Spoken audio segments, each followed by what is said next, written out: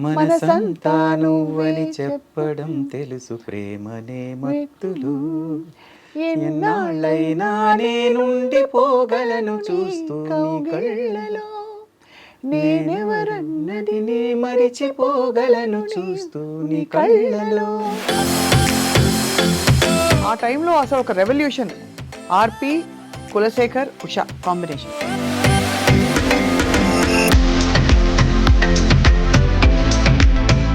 కులశేఖర్ గారి అంత్యక్రియలకు వెళ్ళినప్పుడు మీరు గుండె చాలా బరువు ఎక్కిపోయి ఉంటుంది. నేను కూడా మీతో మాట్లాడాను ఆ టైంలో. అంటే ఆయన గత కొన్ని సంవత్సరాలుగా అవుతున్న సఫరింగ్ నుంచి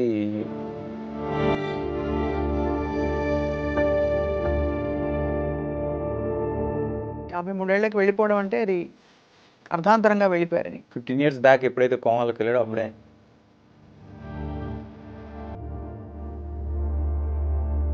ఎంతకాలం కోమాలో ఉన్నారు ఆర్పి గారు? I don't want to remember.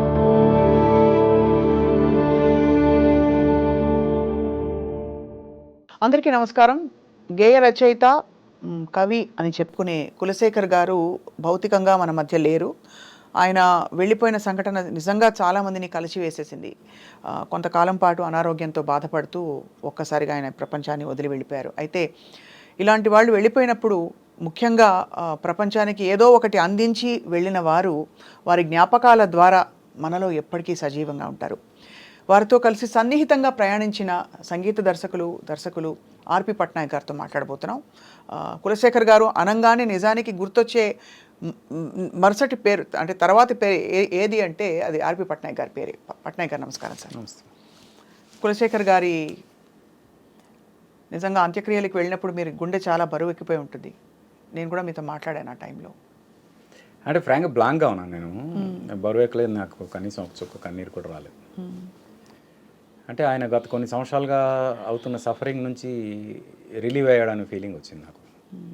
అందుకు ఇట్స్ గుడ్ ఫర్ హిమ్. అందుకు నేను బ్యాడ్గా ఫీల్ అవ్వలేదు, ఏడిపోయిన రాలేదు నాకు. అంటే మనం ప్రపంచంలో కొన్ని లెక్కలు పెట్టుకుంటాం కదా సార్, చిన్నవారని ఒక ఫీలింగ్.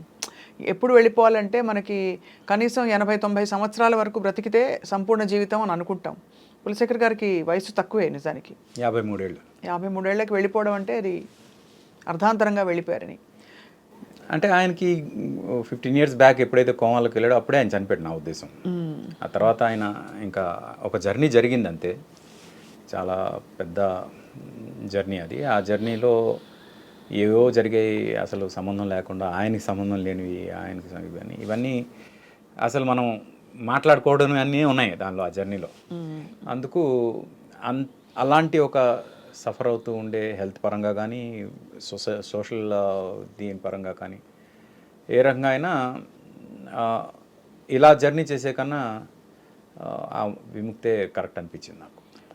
ఎంతకాలంగా వారు మీతో టచ్లో లేరు సార్? అంటే మీరు వారు మాట్లాడుకుని అంటే ఇది వచ్చిన తర్వాత, అంటే కోమాలోంచి మెలకు వచ్చిన తర్వాత అడపదడప కలిసేవాళ్ళం. ఎలా ఉండేవారు అప్పుడు? బాగానే మాట్లాడతాం, అంతా బాగానే ఉంటుంది, అదేం ప్రాబ్లం లేదు. కానీ ఆల్మోస్ట్ ఒక మిరకల్ కదా సార్ కోమాలోంచి బయటికి రావడం అనేది. బయటికి వచ్చిన తర్వాత కూడా ఆయన ఎవరిని గుర్తుపట్టలే అసలు, ఫ్యామిలీ మెంబర్స్ని కూడా గుర్తుపట్టలేని స్టేజ్. ఆ టైంలో నేను తేజ గారు వాళ్ళ ఇంటికి వెళ్తే అప్పుడు మా ఇద్దరిని గుర్తుపెట్టాడు. అక్కడ నుంచి హీ స్టార్టెడ్ రికగ్నైజింగ్ పీపుల్. ఏదో ఉంది రుణానుబంధం అనిపించింది. అదే అదే అదే అనిపిస్తుంది. ముఖ్యంగా మీరు సూత్రధారిగా, అంటే నాకు తెలిసిన కొద్దిపాటి మీ జీవితం గురించి పట్నాయక్ గారు, బహుశా మీకుండే కొంత ఆధ్యాత్మికత అనుకోవచ్చు, ఏదో ఒకటి నిమిత్త మాత్రంగా చాలామంది జీవితాల్లో మీరు ఒక కీలక పాత్రగా ఉన్నారు, ఒక కీలక వ్యక్తిగా ఉన్నారు, ముఖ్యంగా కష్టంలో ఉండే వాళ్ళకి. అలా అని మరి మీరు ఎప్పుడు ఉద్వేగంగా నేను చూడలేదు, బోరుమని బళ్ళుమని నవ్వి చూడలేదు, బోరుమని ఏడ్చి చూడలేదు. సో ఏంటి సార్ కులశేఖర్ గారితో మీ అనుబంధం?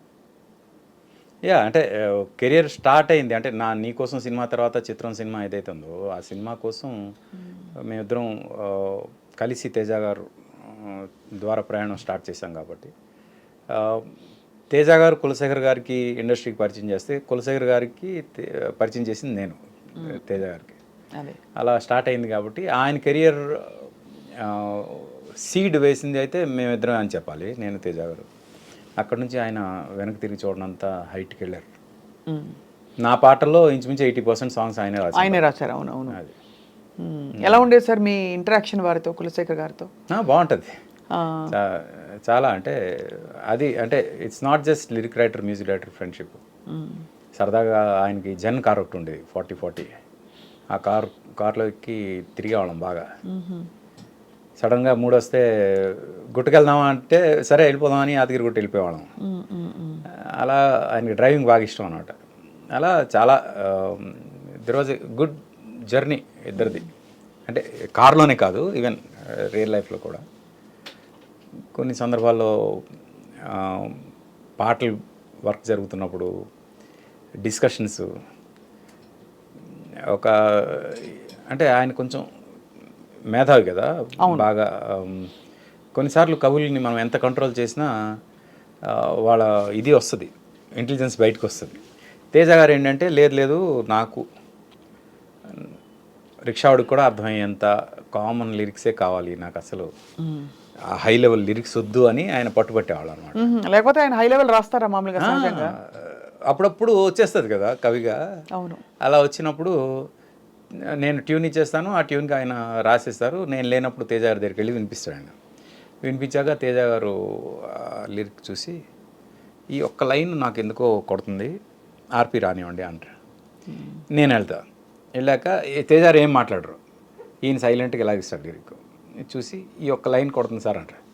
వెంటనే తేజ గారు అర్థం చూసి నేనేమైనా చెప్పాను ఆయనకి, మీ ముందే అన్నా కదా, సేమ్ ఆయన కూడా ఇదే అన్నాడు కదా అంటే ఒకసారి ఒక లైన్లో అర్థం చేసుకోరు పిచ్చి జనం అలాంటిది ఏదో రాశాడు ఆయన. రాసి అది చదువుతూ అర్థం చేసుకోరు పిచ్చి జనం అని మా ఇద్దరు వైపు చూసి తేజ గారు నేను ఇద్దరం నవ్వుకున్నాం బాగా. అయితే ఏంటంటే అది అంటే ఒక కవిని కన్విన్స్ చేయాలంటే కొంచెం కష్టం. ఎందుకంటే వాళ్ళ తెలివితేటలు కొంచెం ఎక్కువ ఉంటుంది, మనకన్నా ఐక్యూస్ ఎక్కువ ఉంటాయి, ఎక్స్పోజర్ ఎక్కువ ఉంటుంది, భాష మీద పటుత్వం ఎక్కువ ఉంటుంది. అవును. అలా చూసుకుంటే మేమేంటంటే లేదు సామాన్యులకి పామరులకి అర్థం కావాలి కాబట్టి అసలు మాకు అసలు ఆ టాలెంటే వద్దు అని కంట్రోల్ చేయడం. ఆయన కంట్రోల్ అవుతూనే అంటే చాలా రేర్ ఇవి సిచ్యువేషన్స్. ఆత్రేయ గారి ఇన్ఫ్లుయెన్స్ బాగా ఉంది కాబట్టి ఆ అలత పదాలు ఎక్కువ ఉండే. ఒక్కొక్కసారి ఏదైనా హార్ష్ వచ్చినప్పుడు ఇలా జరిగేది డిస్కషన్. తేజారు నేను ఎన్నిసార్లు నవ్వుకున్నాం అది గుర్తొచ్చినప్పుడల్లా. అర్థం చేసుకోరు పిచ్చి జనం. మీ ఆయన రాసిన మీకు చాలా ఇష్టమైన పాట ఏది బాగా కుదురుకుంది అనుకున్నారు మీరు కులశేఖర్ గారిది మీకోసం రాసిన పాటల్లో? అంటే ప్రతిదీ దేనికదే. అదే నేను చాలామందికి తెలియని పాట ఒకటి ఉంది శుభవేళ సినిమాలో, చిలకలాగా చినుకులాగా తెలుగువారి పల్లెటూరి ఎంకిల. అసలు ఒక అమ్మాయిని ఎంత బాగా వర్ణించాడో అనిపించింది. అది అది ఆడియో కూడా ఇప్పుడు ఎక్కడ దొరకట్లేదు, దొరికితే బాగుంది అనిపిస్తుంది. ఉషా పాడింది. ఆ పాట పాడిన తర్వాతే తేజ గారు నేను అనుకున్నాం ఉషాని మన నెక్స్ట్ ఫిల్మ్స్ అన్నింటిలో కంటిన్యూ చేద్దామని. అంత బాగా పాడింది ఆ పాట. మీకు గుర్తుందా? చిలకలాగా చినుకులాగా తెలుగువారి పల్లెటూరి ఎంకిలా, కొలనులోని కలువలాగా వాలిపోని మొక్కజొన్న కంకిలా, తామరాకు మీద నీటి బొట్టులా వరిగింజ దొంగిలించు పాల పిట్టలా, కొప్పులోన ముడుచుకున్న పువ్వులా ఉయ్యాలలుగు చంటి పాప నవ్వులా, సాగిపోనీ హాయి రాగం వయసు జోరు మంచి హోరు మీద ఉన్న వేళలోన చిలకలాగా. వయసు హోరు మంచి జోరు మీద ఉన్న వేళలోన. అసలు ఇది అంతా అమ్మాయిని ఈ రకంగా వర్ణించడం అనేది నాకు బాగా అనిపించింది. అది సాహిత్యం మాత్రం ఎక్స్ట్రాడినరీ సాహిత్యం. అది ఆ సినిమా హిట్ అంటే ఆ పాట ఎక్కడో ఉన్నాం, ప్రతి అమ్మాయి పాడుకునే పాట ఇది. ట్యూన్ కూడా చాలా మంచి క్యాచీ. అంతే అలా అలా చేత అలా అవుతుంది. మీరు ఎలా ఉండేది ఆర్పి గారు? ఆయన లిరిక్ రాసిన తర్వాత ట్యూన్లు కుదిరేవా, ట్యూన్లకి ఆయన రాసేవారా? రెండు ఉండేవి. డిపెండ్స్ ఆన్ ది సిచ్యువేషన్ అనమాట. సిచ్యువేషన్ బట్టి ఇది ముందు లిరిక్ రాద్దాం తర్వాత ఇది రాద్దాం అని. పోతే ఒక ఇన్సిడెంట్ చెప్తాను. తేజ గారు ఒక సిచ్యువేషన్ చెప్పారు. ఆ సిచ్యువేషన్కి మీరు ట్యూన్ చేయండి, మీరు ట్యూన్ చేసాక ఆయన లిరిక్ రాస్తారు, మీరు లిరిక్ రాయండి, మీరు లిరిక్ రాసాక ఆయన ట్యూన్ చేస్తారండి. అదేంటంటే నువ్వు నేను సినిమాలో హీరో హీరోయిన్ పార్టీలో కలిసేసి సాంగ్ అది. అయితే నేను నా గుండెలో నువ్వు ఉండిపోవా ఆ ట్యూన్ ఇచ్చాను. నా గుండెలో నువ్వు ఉండిపోవా, నా కళ్ళలో దాగుండిపోవా, అది అది నేను ఇచ్చాను ఆ ట్యూను. తర్వాత కులశేఖర్ గారు ఆయన లిరిక్ రాశారు, ఆ లిరిక్ నేను యూజ్ చేశా. గున్నమావి కొమ్మ మీద గారాల గోరింకా, ఇలాగా ఆయన దానికి అది ట్యూన్ చేశా. 2 రికార్డ్ చేసాం. చేసిన తర్వాత మొత్తం టీం అంతా నా గుండెలో నువ్వు ఉండిపోకి ఓటేశారు. ఓటేస్తే నా గుండెలో నువ్వు ఉండిపో సినిమాలో పెట్టాం. ఆడియోలో గున్నమావి కొమ్మ మీద పెట్టాం, ఎందుకంటే అది రికార్డ్ చేసాం కాబట్టి. కానీ ఆ పాట వేస్ట్ అయిపోయింది అనే ఫీలింగ్ వచ్చింది. అయ్యో. అప్పుడు జయంలోని ఎవరు ఏమన్నా మారదు ఈ ప్రేమ అని లిరిక్ మార్చి అదే ట్యూన్ని మళ్ళీ వాడాం. ఎవ్వరు ఏమన్నా మారదు ఈ ప్రేమ, అది సేమ్ అదే. గున్నమావి కొమ్మ మీద గారాల గోరింకా, అది అంటే ట్యూన్కి మ్యూజిక్ చేయడం, మ్యూజిక్కి ట్యూన్ చేయడం, ఈ రెండు జరిగేవి. అదే ఆ టైంలో అసలు ఒక రెవల్యూషన్. ఆర్పి, కులశేఖర్, ఉషా కాంబినేషన్ చాలా చాలా సూపర్ హిట్ సాంగ్స్ ఇచ్చారు ఆర్పి గారు. సంతోషంలో ఎలా జరిగింది? సంతోషంలో కూడా కులశేఖర్ గారు కొన్ని రాశారు. ముఖ్యంగా దశరథ్ డైరెక్టర్ కాబట్టి మేమంతా ఒకే దగ్గర ట్రావెల్ అయిన వాళ్ళం కాబట్టి, కులశేఖర్ శాస్త్రి గారి దగ్గర అసిస్టెంట్గా ఉన్నప్పుడు, త్రివిక్రమ్, నేను, సునీల్ రూమ్మేట్స్గా ఉన్నప్పుడు మమ్మల్ని వచ్చి రెగ్యులర్గా కలిసేవాడు. సేమ్ ప్లేస్లో ఉండేవాళ్ళం అక్కడ హిందీనార్ కాలనీలో. అక్కడే దశరథ్, గోపి వీళ్ళు కూడా ఉండేవాడు. అలాగా ఫ్రెండ్స్, ఇండస్ట్రీ రాకముందు నుంచి ఫ్రెండ్స్ కాబట్టి సినిమా స్టార్ట్ అయ్యే టైంకి దశరథ్ సినిమా చేస్తానంటే ఆటోమేటిక్గా కులశేఖర్ రాయాలి లిరిక్. అది కామన్. అది అలా. ఏ పాట రాశారు అందులో? అది దేవుడే దిగి వచ్చిన, దేవుడే దిగి వచ్చిన, అది. తర్వాత నే తొలిసారిగా మాత్రం ఆయన శాస్త్రి గారు రాశారు. అదే అందుకనే ఒక గురుతుల్యులైన శాస్త్రి గారి చేత రాయించుకోవడం. అఫ్ కోర్స్ అంత బాగాను రాసే కులశేఖర్ గారు శాస్త్రి గారిని కూడా తలుచుకునే రోజు 30వ తేదీ. సేమ్ యాక్చువల్లీ తిథి ప్రకారం ఇద్దరు సేమ్ తిథిన చనిపోయారు. అదే ఏకాదశి, కార్తీక మాసం ఏకాదశి 3 years బ్యాక్ గురువు గారు సేమ్ అదే తిథిలో. అవును. ఈయన ఎంత విచిత్రమైన ఒక, ఆ రోజు చనిపోతే మోక్షం అంటారు మన హిందూయిజం ప్రకారం. ఆ రోజు చనిపోతే, ఆ రోజు అంటే ఏకాదశి మరణం, ద్వాదశి దహనం అంటారు. అలా జరిగితే చాలా పుణ్యం అంట. ఆ 2 జరిగాయి ఆయనకి.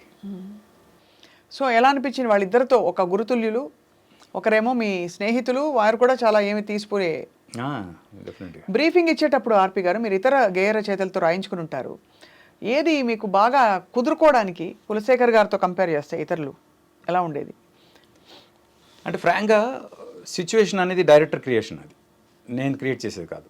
ఎదురికి కూర్చోబెట్టి సిచ్యువేషన్ డైరెక్టర్ చెప్తారు కాబట్టి, ఆ తర్వాత వచ్చిన లిరిక్కి ఏమైనా కరెక్షన్ ఉంటే నేను చెప్తా తప్పితే నేను బ్రీఫింగ్ ఇచ్చేది ఏముండదు. డైరెక్టర్గా నేను చెప్పేది ఏముండదు. ఎందుకంటే డైరెక్టర్స్ బేబీ. మ్యూజిక్ డైరెక్టర్గా నాకు ఈ సౌండింగ్ కరెక్ట్, ఇంకా ఇలాంటి సౌండింగ్ వస్తే ఇంకా బాగుంటుంది అనే ఇది తప్పితే నా ఇన్వాల్వ్మెంట్ తక్కువే ఉంటుంది. పోతే నేను ఆ విషయంలో కొంచెం సాడిస్ట్నే. అది కొంచెం అంటే డైరెక్టర్ ఓకే అన్న తర్వాత కూడా కొన్ని సందర్భాల్లో లేదు నాకు ఇలా కావాలి అని చెప్పిన సందర్భాలు ఉన్నాయి. ఇక నాకు చాలా ఇష్టమైన, చాలా మందికి ఇష్టమైన శ్రీరామ్ పాటలు కులశేఖర్ గారు రాశారు. ఆ పాట నాకు ఇష్టమైన పాట. తీయని కళలను అంటే ఫస్ట్ 4 lines, లాస్ట్ 2 lines నేను రాశాను. అది మాత్రం మీరు రాసి ఇచ్చేశారు. మధ్యలో 6 lines రాసే టైం కానీ తెలివితేటలు కానీ లేవని నాకు అర్థమయ్యాయి. అది ఆయనతో రాయించారు. మీకు రాయాలని ఎందుకు అనిపించింది అప్పుడు? అంటే మీకు అలవోగ్గా వచ్చేసాయి? అలవోగ్గా వచ్చింది ఆ ట్యూన్ చేస్తున్నాం. అది కానీ ఆయన రాసిన లైన్లు నేను రాసిన లైన్ల కన్నా బాగుంటాయి. అవునా? ఆబ్వియస్గా. అయితే ఆయన రాసిన లైన్ మీకు గుర్తున్నాయా? మనసంతా నువ్వని చెప్పడం తెలుసు, ప్రేమనే మత్తులు, ఎన్నాళ్ళైనా నేనుండిపోగలను చూస్తూ నీ కళ్ళలో, నేనెవరన్నది నే మరిచిపోగలను చూస్తూ నీ కళ్ళలో. అది మీరు నేను రాసింది. చల చల్లని మంటలు ఎరగవేనాడు ప్రేమ సెగలేమిటో ఇలా ఉంటుంది అది. సారీ నువ్వే చల చల్లని మంచుకు ఎరగ అలా వస్తుంది. మంచుకి దాని మంచు కన్నా చలనైనది, దీనికన్నా మంటల కన్నా వెచ్చనైనది అలా ఉంటుంది ఆయన ఎక్స్ప్రెషన్. అది నువ్వు వెచ్చని మంటలు ఎరగవేనాడు ప్రేమ సెగలేమిటో అంటే అది. అంటే నువ్వు వెచ్చ మంటలు కూడా ప్రేమ సెగలుకి అర్థం కావు వాటికి అన్నట్టు అలా. అవి బాగుంటాయి ఎక్స్ప్రెషన్స్. వచ్చి రాని కన్నీరుకే తెలుసు ప్రేమలో తేమిటో అలాంటి. వచ్చి రాని కన్నీరుకే తెలుసు ప్రేమలో తేమిటో. ప్రోమలు బాబా భలే ఉందండి ఆ లైన్ మాత్రం. లేదు ఆయన రాసిన లైన్ ఇంకా బాగుంటుంది. తరించిపోతారు. అలా అయితే కులశేఖర్ గారితో మీ సంగీత ప్రయాణం బహుశా మీరు ఈ అవతారం మార్చి మీరు దర్శకత్వంలోకి వచ్చి చేసినప్పుడు ఎలా ఉండేది ఆయనతో మీ అనుబంధం? ఆయన రెస్పాన్స్ ఏంటి? సంతోషపడ్డారా? మీరు ఇంకా పాటలు చేయాలని అందరూ కోరుకున్నట్టు ఆయన కూడా అనుకున్నారా? అంటే నేను డైరెక్షన్కి వచ్చే టైంకి ఆయన ఇంకా మనలో అంటే మన లోకల్లో లేరు. ఎంతకాలం కోమాలో ఉన్నారు ఆర్పి గారు? అదేదో ఉందండి ఆ ఫేజ్, నాకు కరెక్ట్ గుర్తులేదు. I don't want to remember that అనమాట. I understand. But you must have been very shaken by. Yeah it was something. అంటే అసలు ఎక్స్పెక్ట్ చెయ్యండి కదా అది. కొంచెం ఆ టైంలో మాత్రం కొంచెం ఇబ్బంది పడ్డాం. ఈవెన్ ఫ్యామిలీ కూడా చాలా సఫర్ అయ్యారు. ఎలా హ్యాండిల్ చేయాలి ఇప్పుడు ఈ సిచ్యువేషన్ అనేది. ఎన్నాళ్ళు ఉన్నారో మీకు తెలియదు? అదే మీరు కొన్ని మంత్స్ ఉన్నారు. ఐ జస్ట్ వండర్ థింకింగ్, కొన్ని మంత్స్ కోమాలోకి వెళ్ళిపోయాక మొదటి పలకరింపు లేదు, స్పృహ వచ్చే పరిస్థితి కుటుంబానికి ఎలా ఉండేదని? లేదు అంటే కళ్ళు ఓపెన్ చేశాడు కానీ ఎవరిని గుర్తుపట్టలేని పరిస్థితి. అలా దిక్కులు చూస్తూ ఏదో దీనిలో. నేను తేజ గారు కలవడానికి వెళ్ళినప్పుడు ఫస్ట్ టైం మమ్మల్ని గుర్తుపట్టాడు అని మాత్రం తెలిసింది.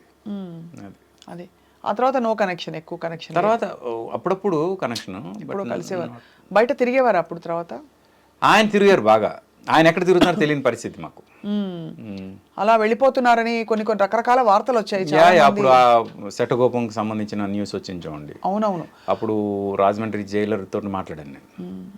మాట్లాడితే అది అంటే అప్పటికి అరెస్ట్ వారెంట్ ఇష్యూ చేశారు, అంతా అయిపోయింది.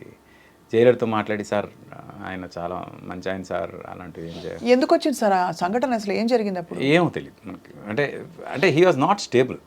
ఆ కోమా నుంచి వచ్చిన తర్వాత హీ వాజ్ నాట్ స్టేబుల్. అందుకు మనం అది ఎందుకు వచ్చింది ఏంటి అనేది కరెక్ట్గా చెప్పలేం కానీ అదే he was not stable. But arrest warrant అయితే ఆయన అరెస్ట్ చేద్దామని ట్రై చేశారు. అప్పుడు నేను జైలర్తో మాట్లాడాను, రాజమండ్రి జైలర్తో. సార్ ఇలాగా కులశేఖర్ గారిని దీనిలో చేశారంటే కదా, ఏమైనా కన్సిడర్ చేయగలరా అంటే కొంచెం జాగ్రత్తగా. ఏదంటే ఆయనకి సైకలాజికల్గా కొంచెం వీక్గా ఉన్నారు అంటే, సైకలాజికల్గా వీక్గా ఉన్నారని ఒక్క మాట అంటే చాలండి, మెంటల్ హాస్పిటల్ పెట్టేస్తారు, అది బెటరా ఇది బెటరా మీరే డిసైడ్ చేయండి అన్నాడు. ఎందుకంటే jail is much better than asylum. అందుకు సరే అని ఇదేమో రిలీజ్ అయిన తర్వాత మళ్ళీ ఇంట్లో తీసుకొచ్చారు, ఇంట్లో పెట్టారు, మళ్ళీ వెళ్ళిపోయారు. ఇవన్నీ పాపం చాలా నరకం. కుటుంబ సభ్యులకి ఎంత కష్టం వచ్చి ఉంటుందండి. చాలా చాలా. ఆయన పిల్లలు సార్? 2 పిల్లలు, పాప బాబు. Luckily they are settled. అంటే సెటిల్డ్ ఇన్ ది సెన్స్ బాబు ఏమో ఇప్పుడు ఇంజనీరింగ్ ఫైనల్ ఇయర్ చదువుతున్నాడు, పాప ఆల్రెడీ కంప్లీట్ చేసి షీఈస్ ఆల్మోస్ట్ దేర్. అందుకు వాళ్ళ వరకు టెన్షన్ లేదు. వాళ్ళ మదర్కి థ్యాంక్స్ చెప్పాలి ఆ విషయంలో. గ్రేట్ ఆవిడ. వాళ్ళ బ్రదర్ అంటే సీను అని, తను కూడా పాపం పెళ్ళి కూడా చేసుకోకుండా ఈ ఫ్యామిలీని చూసుకున్నాడు. అది